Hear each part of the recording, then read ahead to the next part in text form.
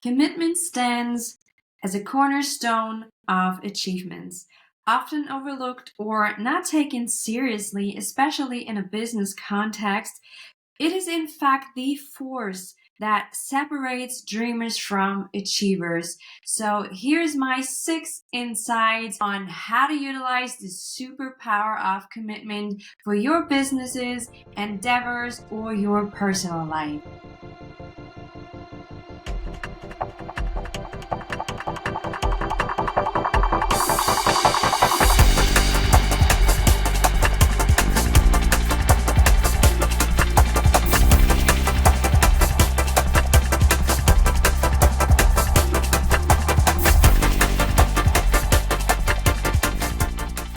Welcome, champs, to the Simply Successful podcast, a place where we can thrive and grow, evolve, and find a simpler yet successful way towards our goals and heart desires. Today, I want to drop another solo episode about a very, very important but oftentimes overlooked topic, the topic of commitments. And especially in businesses, when I enter a business with our risk assessments, our root cause analysis, and process development tools, I see so many times that people complain about having too much at once, too many projects, too many tasks ahead. There's no priorities. There is no real cycle of no real cycle of new products, new processes that's fully run through until you have an evidence-based check at the end and really looked at the process and have seen, is it really worth it? Was it worth it? Was the outcome what was promised in the beginning, starting this new project, this new change, this new process development, restructuring, whatever it is you are dealing with right now. And I see so many leaders and boards actively running in a hamster wheel, trying to overcommit and overindulge in all these new processes, changes in the market, and digital transformation, and they try to run in this hamster wheel to accommodate and adapt to everything at the same time. And this actually comes with a lot of cost. And it comes with cost towards your self-confidence as a leader. It comes with the cost of a lack of trust or trustworthiness towards your employees. And it actually comes with a lack of effectiveness and actually being able to achieve successful adjustments.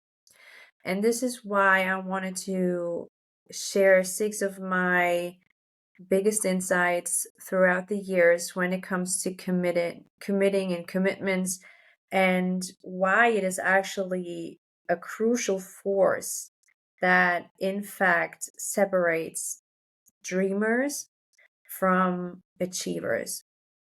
And number 1 is what I want to share with you when it comes to commitment. Are you really interested in the commitment? Is the idea of making a change, may it sound interesting and new and spark some curiosity? Or are you really deeply and fully committed to a change? Because this is the first step you have to take when it comes to successful commitments you actually are able to follow through and uphold, is really investigate all the commitments you have right now, all the goals, the tasks on your platter, really reevaluate whether you are only interested or intrigued in kind of way in doing that change because maybe it's on vogue right now or competitors are doing it, or are you fully being committed to it because your whole being is like behind that idea of making that change. And this is actually so crucial in order to be successful because whatever you commit to, you need to commit to fully, 100%. You can't commit to something one foot in, one foot out and expect it to fully thrive. It cannot blossom when you just half water the plant. It cannot blossom and be fruitful and multiply if you just give them a sip every now and then from your energy, from your attention, and from your commitment. So that's why I want to have you really contemplate on your commitments and whether you are fully invested or not. And before you go halfway into things, please just dump it and just go with the commitments you 100% and fully feel and resonate with. And that leads to number 2, which I already initially said. If you do it, then do it with your entire being. If you commit to something, commit with everything you are, put your whole heart into it, or even don't do it at all. Because if you don't follow or uphold commitments, whether it is with yourself or the people you work with, it will cost you your confidence. Because a commitment I am not able to fulfill is a broken promise to myself and the other people involved. So every time you are overcommitting, you're a half-assed committed to too many things you're not really feeling, or you maybe get yourself pushed into, but you're not fully embodying, and you're not following through on that commitment. This is a broken promise. And this is a kind of a broken promise to yourself, means I cannot trust myself making a commitment. So my word actually doesn't mean a thing because I said so and I didn't follow through with actions. So doing this, even if it's just in micro decisions, but non being non-committal or not sticking through with your commitments means you break your trust and your confidence in yourself because you don't trust yourself actually meaning what you're saying. You don't trust yourself actually walking the talk. And even worse, if you do this as a board member, a CEO, CFO, COO, a leader of any kind, a coach to a team, this is going to ruin and cost you the trust of your team, of your employees. And this is going to open up a gap in the connection of you that is growing further and further and wider open every time you break another commitment or promise you made and you don't follow along it or accordingly with your actions. And this is why I want you to understand how important the value of commitment is, because a commitment is I can trust you. I can rely on you. I feel safe in this commitment because you are reliable, you're trustworthy. You say you're going to handle things, so I'm going to trust in that and I have confidence in that. So, and if you don't do it, that will have the opposite effect. And of course, like something can slip through our fingers and we're all humans, but if this is a pattern and people recognize this, and even you yourself, to yourself, recognize that you have a pattern where you don't follow through and you make commitments and you break them, this is actually a huge issue and is a real threat to all your achievements and your overall success. And what can you do now? Which is my third insight. What can you do now when you want to follow through with your commitments? You want to uphold your commitments. You really have to know and dig deeper to find out, what is my why? Because especially when it comes to changing and changing out of a comfort zone, your why needs to be so big that the comfort of being in the old is easily overwritten. And if you don't have a why, have this inner pull towards the new that is way bigger than holding on to the cozy, cheesy comfort zone from the past, then what will happen is this invisible rubber band from the past, your old pattern, your old identity, your old self, will continuously be able to bounce you back into your old life if your why and the force on the other side isn't strong enough to cut that cord and rip you out of that old comfort zone and cut that invisible rubber band for you to be able to move on. So if you struggle with finding out whether am I interested or truly committed, then I want you to list down all your commitments you have right now and really maybe write it down on the left side of a page and then reevaluate on and meditate on it, whatever you need to do, and write on the right side to every keyword or bullet point you did your why. Why am I even committed to this? What is the bigger purpose? Like, what do I want to achieve in being committed to this? And when you sit down and evaluate your commitments, you will see whether you want to stay in a commitment because it's really like 100% what you want and what you want to work towards to, or you may better drop it because it's not 100% in alignment with you, with the goals, with the business goals, whatever you're aspiring to be or to do or to become. So your why must be bigger than the old excuses. And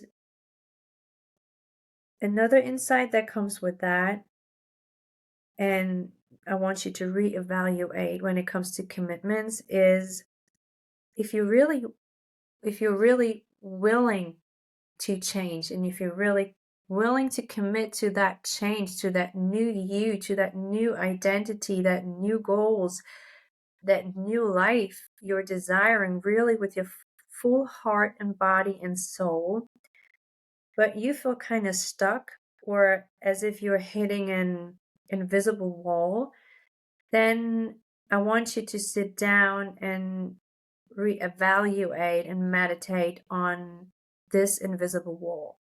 Sit down with yourself with a piece of paper and ask yourself, what is holding me back from achieving XYZ?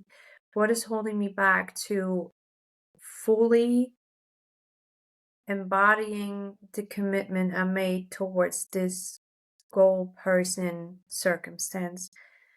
And just sit there in silence. And I know it is hard to sit in silence, especially for women.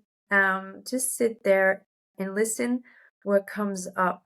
And without any judgment, I want you to just write down everything that comes to your mind, like a brainstorming or mind mapping with yourself when you want.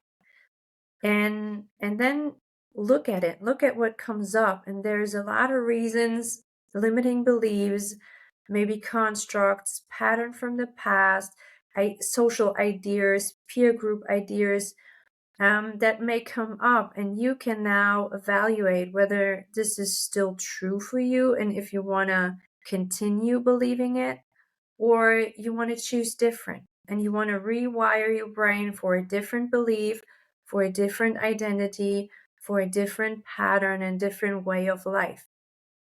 And then go ahead and do that. And of course, repetition is what makes the change and what makes the change sustainable. So once you have rewired your new idea and everything that was holding you back, now you have to practice. You have, again, that's another commitment. You have to walk the talk of you changing to be able to stick with the other commitments that actually are like little bricks and stones you build a path with towards your new life. And do it slowly. Because let's face it, like if we want to do everything at once, we achieve nothing. And everyone knows that with overcommitting on New Year's Eve to I want to go to the gym 7 times a day and only drink water and eat, I don't know, meat and rice and veggies, and I'm gonna quit smoking at the same time, and I'm gonna quit alcohol, and I'm gonna quit whatever else of pleasure I indulge and overindulge. And we probably do this for 1 week, not even, and then we just drop everything.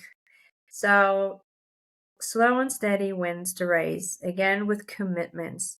So once you have decluttered your list of commitments, you are more clear on your why, and you are working on the resistance towards achieving it by reevaluating and rewiring what was holding you back into a new identity. Now really do it slow, like one commitment at a time. Like don't add multiple new commitments to it just because you decluttered your list.